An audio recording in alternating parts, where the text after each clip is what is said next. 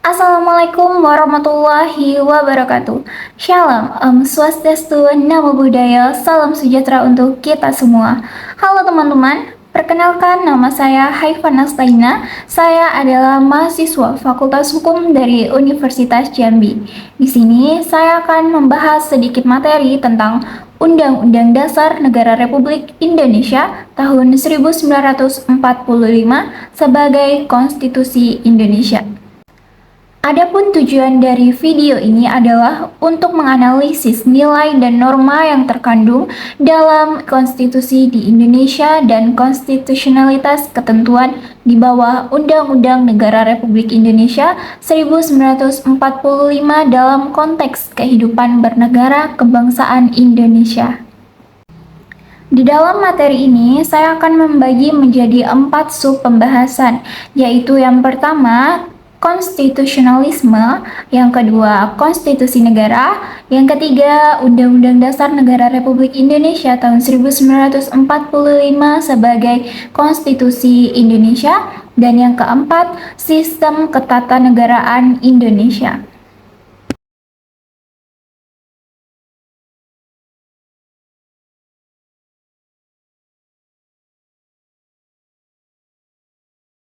Baik, yang pertama yaitu konstitusionalisme.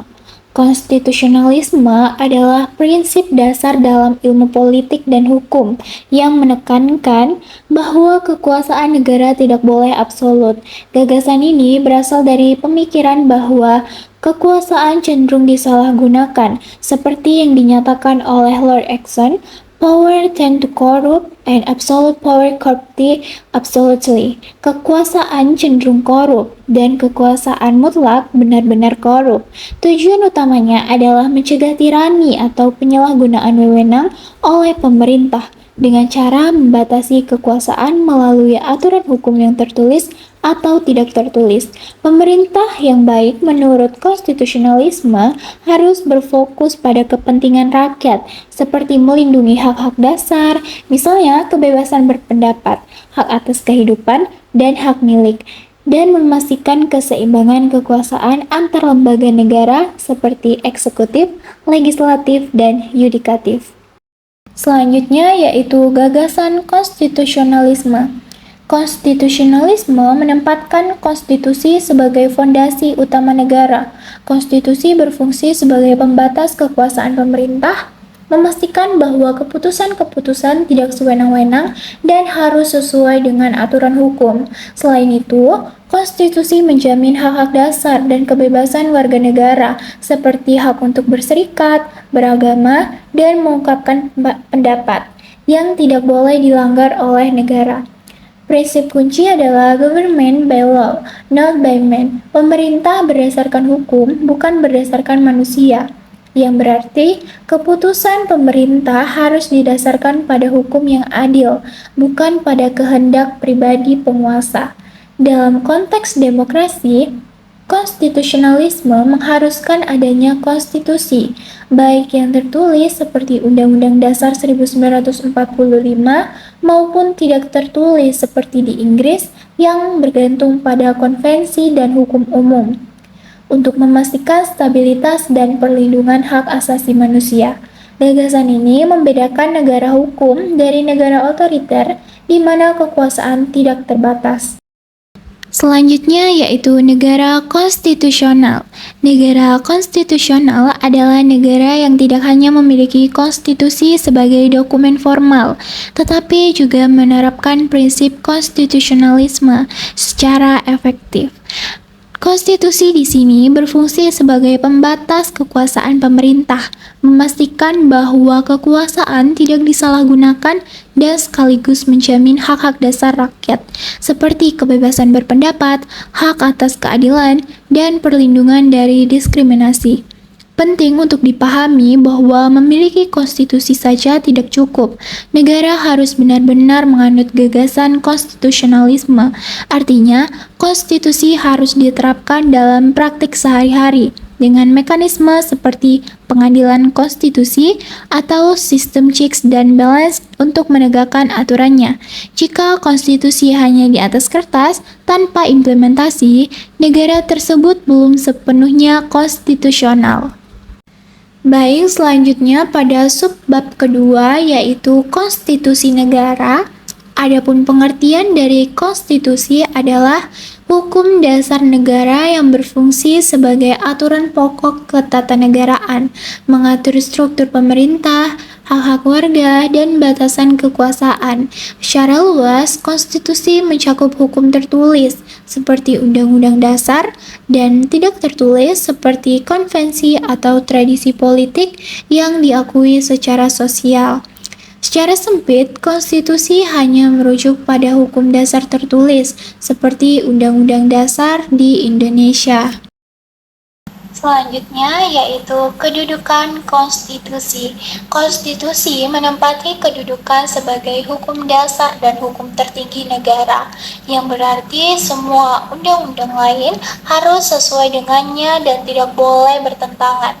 Ini menciptakan konsensus dasar di masyarakat, seperti tujuan bersama, misalnya kesejahteraan rakyat, rule of law atau supremasi hukum, serta institusi dan prosedur ketatanegaraan seperti pemilihan umum atau pemisahan kekuasaan. Nah, fungsi utamanya meliputi filosofis Groslek atau landasan filosofis negara seperti nilai-nilai demokrasi atau keadilan. Kemudian, common platforms. Platforms bersama untuk semua pihak memastikan kesepakatan dasar di tengah perbedaan. Kemudian rujukan identitas bangsa atau simbol identitas nasional, seperti dalam Undang-Undang Dasar 1945 yang mencerminkan Pancasila sebagai dasar negara Indonesia. Selanjutnya yaitu isi, tujuan, dan fungsi konstitusi. Konstitusi umumnya berisi pembagian kekuasaan antar lembaga negara, yaitu eksekutif, legislatif, dan yudikatif. Hak asasi manusia seperti kebebasan berpendapat atau hak atas pendidikan, serta prosedur perubahan konstitusi, misalnya melalui amandemen yang rumit untuk mencegah perubahan sembarangan. Tujuannya adalah membatasi kekuasaan pemerintah agar tidak sewenang-wenang dan menjamin hak-hak rakyat dan merumuskan cara pelaksanaan kekuasaan negara secara teratur. Nah, fungsinya meliputi yaitu yang pertama, penentu atau pembatas kekuasaan. Ia menentukan batas-batas kekuasaan dan mencegah penyalahgunaan. Kemudian yang kedua, pengatur hubungan antar lembaga. Ia mengatur interaksi antara lembaga negara untuk keseimbangan. Kemudian simbolik, yaitu sebagai simbol identitas dan legitimasi negara.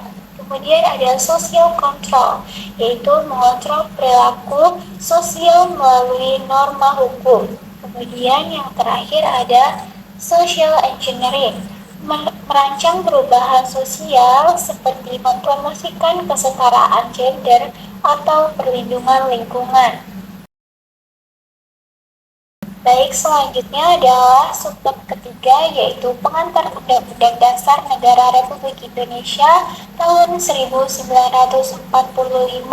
Yang pertama yaitu konstitusi yang pernah berlaku di Indonesia. Sejarah konstitusi Indonesia mencerminkan dinamika politik pasca kemerdekaan. Pada tahun 1945 sampai 1949, Undang-Undang Dasar Negara Republik Indonesia berlaku sebagai konstitusi awal. Namun dalam praktiknya negara menghadapi revolusi dan pendudukan Belanda. Pada tahun 1949 sampai 1950, Undang-Undang Dasar Republik Indonesia Serikat atau RIS yang mengatur federasi negara-negara bagian setelah konferensi Meja Bundar, namun berumur pendek. Pada tahun 1950 sampai 1959, Undang-Undang Dasar Sementara atau UUDS 1950 yang bersifat sementara dan lebih parlementer digunakan selama masa transisi. Pada masa 1959 sampai sekarang ini kembali ke Undang-Undang Dasar Negara Republik Indonesia tahun 1945 melalui Dekret Presiden 5 Juli 1959 yang telah diamandemen 4 kali pada tahun 1999 sampai 2002 untuk menyesuaikan dengan era reformasi. Selanjutnya adalah proses amandemen Undang-Undang Dasar Negara Republik Indonesia tahun 1945. Amandemen Undang-Undang Dasar Negara Republik Indonesia tahun 1945 adalah perubahan parsial, bukan pembaharuan total, untuk menjaga kontinuitas sejarah. Alasan utamanya adalah menyesuaikan konstitusi dengan perkembangan demokrasi, hak asasi manusia, dan tuntunan zaman pasca Orde Baru, seperti desentralisasi dan penguatan lembaga negara. Prosesnya diatur dalam pasal 37 Undang-Undang Dasar, yaitu usul amandemen diajukan oleh minimal 1/3 anggota Majelis Permusyawaratan Rakyat atau MPR, kemudian disahkan oleh minimal 2/3 anggota MPR dalam sidang pleno. Kemudian hasilnya adalah 4 amandemen pada tahun 1999, pada 2000, pada tahun 2001, dan pada tahun 2002 yang menambah 73 pasal baru sehingga total pasal menjadi 73 dari 16 bab dengan fokus pada hak asasi, struktur pemerintah, dan otonomi daerah. Selanjutnya yaitu isi Undang-Undang Dasar Negara Republik Indonesia tahun 1945. Undang-Undang Dasar Negara Republik Indonesia 1945 terdiri dari yang pertama yaitu pembukaan, memiliki 4 alinea yang mencakup proklamasi kemerdekaan, tujuan bernegara, yaitu menciptakan keadilan sosial bagi seluruh rakyat, dan Pancasila sebagai dasar negara. Kemudian ada pasal-pasal yang dibagi menjadi 16 bab dengan 73 pasal, plus peraturan pengalihan dan aturan tambahan. Isinya mencakup bentuk negara atau Republik Kesatuan, kemudian pembagian kekuasaan yaitu presidensial, hak asasi manusia atau HAM, dan struktur pemerintahan.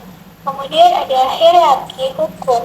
Undang-Undang Dasar berada di puncak, diikuti oleh ketetapan MPR, undang-undang atau peraturan pemerintah pengganti undang-undang, yaitu Perpu, peraturan pemerintah atau PP, peraturan presiden atau Perpres, dan peraturan daerah yaitu Perda. Ini memastikan bahwa semua peraturan di bawahnya harus sesuai dengan Undang-Undang Dasar. Baik, selanjutnya yaitu pada subbab keempat, yaitu pengantar sistem ketatanegaraan. Yang pertama yaitu bentuk negara kesatuan. Pada pasal 1 ayat 1 Undang-Undang Dasar Negara Republik Indonesia 1945 menyatakan bahwa Indonesia adalah negara kesatuan Republik Indonesia, yang berarti wilayah negara tidak dapat dibagi-bagi menjadi negara-negara bagian independen. Asas desentralisasi ditetapkan melalui otonomi daerah, di mana provinsi, kabupaten, dan kota diberi wewenang mengatur urusan rumah tangga sendiri, seperti pendidikan dan kesehatan lokal, kecuali bidang yang ditentukan oleh pemerintah pusat seperti pertahanan dan luar negeri. Ini memastikan keseimbangan antara kesatuan nasional dan keberagaman daerah. Selanjutnya yaitu bentuk pemerintahan republik. Pemerintahan republik berarti kepala negara dipilih oleh rakyat melalui pemilihan, bukan diwariskan secara turun-temurun seperti monarki.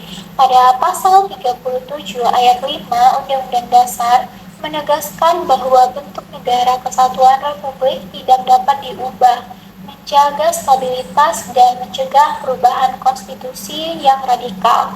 Presiden sebagai kepala negara dipilih langsung oleh rakyat setiap 5 tahun dengan batas masa jabatan maksimal 2 periode. Selanjutnya adalah sistem pemerintahan presidensial. Sistem ini menempatkan presiden sebagai kepala negara dan kepala pemerintahan sekaligus, yang dipilih langsung oleh rakyat. Kabinet dibentuk oleh presiden dan bertanggung jawab kepadanya, bukan kepada parlemen. Ciri utamanya adalah eksekutif independen dari legislatif dengan mekanisme checks and balance, yaitu pengawasan timbal balik melalui DPR, Mahkamah Agung, dan Mahkamah Konstitusi. Kelebihannya adalah stabilitas pemerintahan karena presiden tidak mudah digulingkan. Kelemahannya adalah resiko kekuasaan mutlak yang dicegah oleh pengawasan lembaga tersebut dan hak interpelasi oleh DPR. Baik, selanjutnya yaitu sistem politik demokrasi. Pada pasal 1 ayat 2 Undang-Undang Dasar menyatakan bahwa kedaulatan berada di tangan rakyat yang dilaksanakan sepenuhnya oleh Majelis Permusyawaratan Rakyat atau MPR. Demokrasi Pancasila berbasis nilai-nilai Pancasila seperti musyawarah mufakat dan keadilan sosial, bukan demokrasi liberal barat. Prinsipnya adalah kewenangan pemerintah terbatas oleh konstitusi dengan pertanggungjawaban kepada rakyat melalui pemilihan umum, partisipasi politik, dan pengawasan masyarakat. Ini memastikan pemerintah yang responsif dan menghindari tirani mayoritas. Jadi, dari kesimpulan materi ini adalah konstitusionalisme merupakan prinsip dasar yang menekankan pembatasan kekuasaan negara serta perlindungan terhadap hak asasi manusia agar kekuasaan tidak bersifat absolut.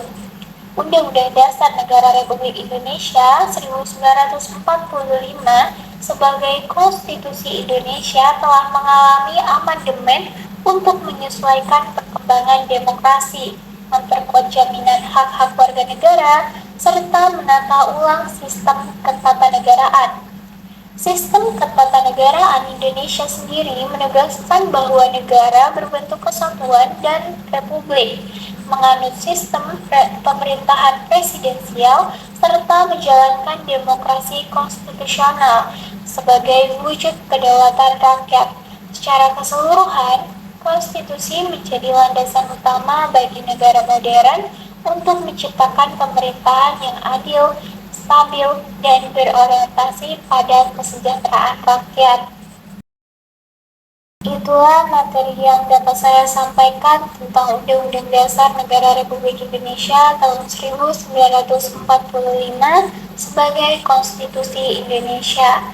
Jika ada kesalahan kata maupun ketikan saya yang kurang berkenan, saya mohon maaf, saya tutup. Wassalamualaikum warahmatullahi wabarakatuh. Terima kasih.